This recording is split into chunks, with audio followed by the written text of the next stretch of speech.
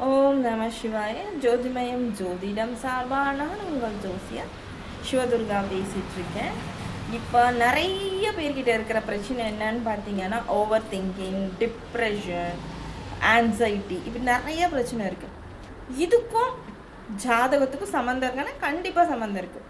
உங்களோட கட்டத்துக்கும் உங்கள் மனநிலைக்கும் நிறைய சம்மந்தங்கள் இருக்கத்தான் செய்யுது.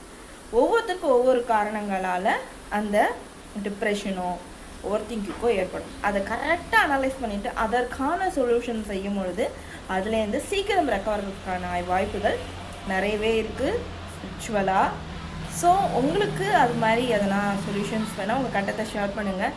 எதனால் உங்களுக்கு ஓவர் திங்கிங் வருதுன்றதை புரிஞ்சுக்கிட்டு அதுக்கேற்ற பரிகாரங்கள் சொல்லப்படும். நிறைய பேருக்கு சந்தேகம் இருக்கும், ஜாதகம் பார்க்கறதுக்காகவான்னு. அப்படி கிடையாது.